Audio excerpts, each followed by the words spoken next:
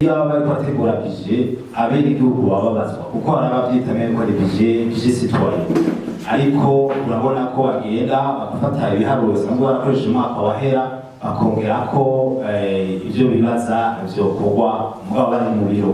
Hari abagira nk'uyu mwaka umushikiranganji ajejwe ubutunzi yongeye ko incuro 68% kw'ijana ku mafaranga yarategekanijwe mu mwaka wahera. Ni Diomede Ninteretse umuhinga akaba n'umwigisha wa kaminuza. Aha bakaba bariko bahanahana ivyumviro ku bijanye n'urugendo rw'abahinga b'ikigega FMI baheruka kugira. Bakaba rero bariko banarabira hamwe ibijanye n'ubutunzi mu gihugu c'u Burundi. Inama rero ikaba yatunganijwe n'ishirahamwe Olukome. Reka rero twumvirize ibitari bike byavugiwe ku bijanye n'ubutunzi bw'igihugu. Nashaka hari uwaserukiye imbere yavuze ati obere twoyishigikira kuko yavuye ku miliyaridi amajana 4 ija ku miliyaridi 200. Ni byiza cyane, ariko twame twibuka yuko iyo mafaranga ava akenshi naho yaduze yavuye mu makori yagiye araduga. Twari twavuze yuko nk'igitoro cyaduze cyane bigatuma kumbure amakori acaduga obere naho, kandi urumva niho ufatira ku by'umukuru w'igihugu yavuze, urumva ko obere ifise akazi kenshi na cyane cyane kugira bandanya amafaranga yose yinjira kugira kumbure na defisite twavuga y'imiliyaridi amajana 7 aze hagere aho bayaronka batadinganya. Ikindi twaguma twibuka mu by'amafaranga ni ukwibuka ko cyane cyane amafaranga twese yo mu gihugu akwiye no kuva hanze kugira afashe mu iterambere. Haje nishura ikibazo cyo baje amareserve, ati igihugu gifise indwi 2 z'amareserve, ati rega inyuma y'indwi 2 rero igihugu kibaho gute? Igihugu rero tuzo turafata n'igihugu kimeze nk'umuryango. Iyo umuntu igihugu kirafata amadeni, ababwiye nk'akarorero mu minsi yahera n'ubu mbere Uburundi bwafashe amadeni bwo guhemba abakozi, mbere bayafata amadeni mu mabanki komerciale barahemba abakozi. Nuko bafata amareserve yari afise PRB iragira bonde trésor irasaba amafaranga. Twavuze yuko igihugu kirashobora gukora amafaranga aho isanzwe ifise ama-action mu masosiyete publique ahoye amafaranga arinjira. Igihugu baragiha amadeni nk'ubu FMI yaremeye yuko niba ibi bintu bavuze byerekera transparence n'ivyaba ibi vyuko le budget programme iba ibi yuko abakozi bashiramo batanga amakuru kuri société civile, murumuna ko igihugu kiriko kiragenda kija mu iterambere. Urumva rero nabo bafise reserve y'indwi 2, urumva ko ubuzima bubandanya, kandi n'umuntu afise reserve ni nk'afatiye ku muntu cyo ku muryango ushaka gufise reserve y'indwi 2 kandi ukabandanya ibaho, igihugu ntigipfa canke ntigica kimu. Mugabo biraboneka yuko iyo reserve ari nke, bimwe tuvuga inflation, bimwe tubona amatodo shande ya officiel no mu kinyobe biba bigorana, ibintu byinshi cyane igihugu gifite amareserve n'ibi mukuru w'igihugu mbere ubona yidoga agashavura. Neko ndavuga hari ikintu babashije kuvyekeye priorité twavuze ko hari ikibazo ca cadrage budgétaire, aho abantu bicara bakavuga ati ibintu nyamukuru byihuta n'ibinye. Kuko murabona iyo baragize cadrage y'ikibazo c'igitoro gituma ibindi bidubuga, kiba kiri prioritaire, bakavuga bati aya mezi 6 n'ibiri reka tugire stock.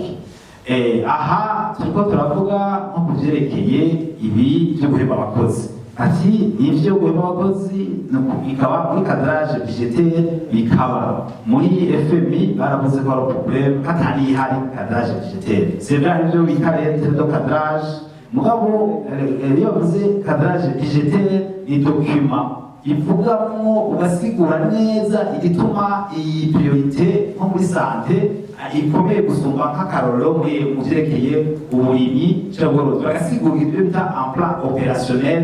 Ni document nini iyo rero ntayihari bagira kandi hari iminsi myinshi. Ico cyari ikibazo mu hanyuma hari ikintu umuntu yibaza ati mbega amafaranga nayabuze ava hehe? Amafaranga nta handi ava, si henshi. Iyo avuga uwitwa Kenzi niwe avuga yuko amafaranga ava muri exportation, akava muri importation, akava muri biva hanze, akava muri epargne amafaranga abantu bazigamye, akava muri investissement, ni ukuvuga ibintu by'iterambere mu gihe kirekire, ikava no muri consommation. Ubu muravye abarundi ugiye no mu kabare naho bagenda kenshi urabona ko abantu bashaka agakoko agapfa sukari umuntu barakuraba.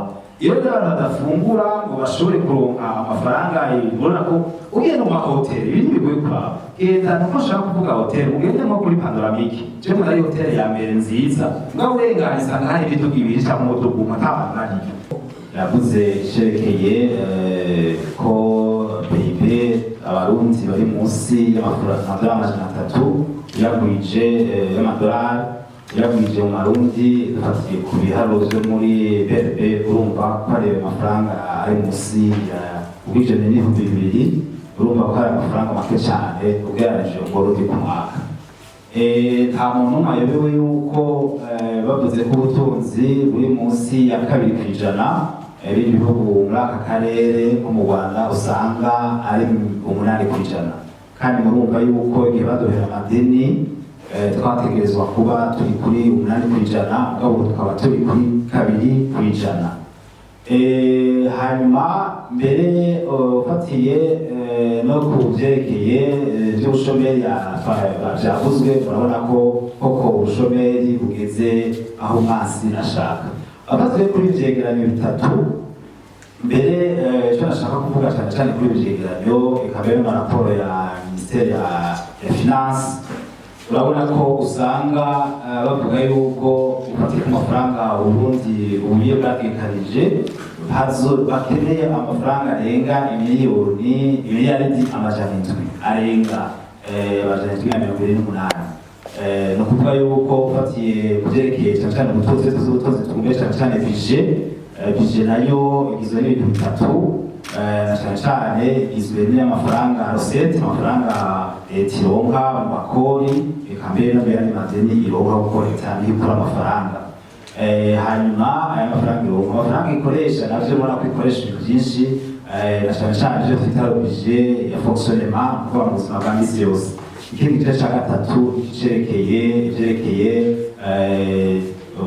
guteza imbere ibintu by'iterambere bimara umwanya munini, ibyo twita investissement. Uravye rero muri aya mafaranga ategekanywa, murumva ko yaba ino budget, murabona uvuze ko ukeneye miliyoni amajana 7, ni kuvuga 2%, kandi bavuga yuko ubutunzi buduga 2%, urumva ko ngaha haba hariho ibibazo bitandukanye kandi byerekana ko dufite deficit, ku buryo ubona ko ibikorwa biba yabaye atabikorwa by'iterambere. Ikindi umuntu yovuga cerekeye ubutunzi kiboneka ni ingene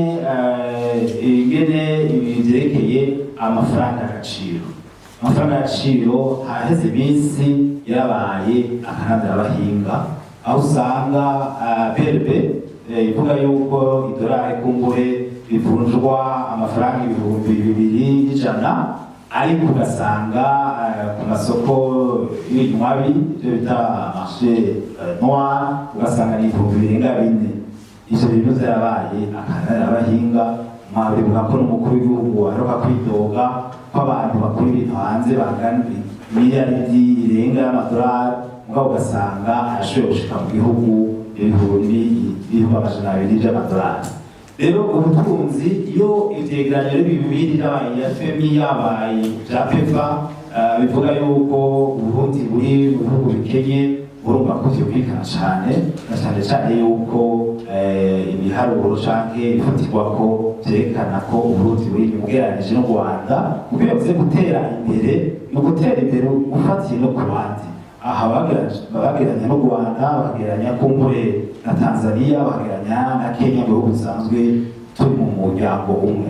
Rero sagaseseshwa rumuri biraboneka ko ubutunzi bugeze ahatemba. Ico nashaka kuvuga cyane ubu mugabo leta ari ikintu iriko irakora ciza, twahora turi muri budget iyo bita budget moyen kuvuga ibijyanye baraturaba cyane cyane baravuga ati 80% y'amafaranga yatekanijwe yaragiye mu ngiro ubwo byarahindutse bariko baraja mu byo bita budget programme tukibaza ko bizokoroha kubona abononye kuko ubu bashaka ku responsabiliza abaministeri kuruta responsabiliza ministeri ya finance gusa birakumbure turabivuga ahandi ariko urumva ibi amaraporo yose arerekana ko hari ibintu byinshi bikwiye gukorwa kugira ubutunzi na cyane cyane ubuzima bw'abenegihugu bushobore guteza imbere kuko iyo bavuga budget iyo bavuga amafaranga iyo bavuga kunyuruza amatungo no kugira na cyane cyane umwenegihugu w'umunyagihugu ashobore kugira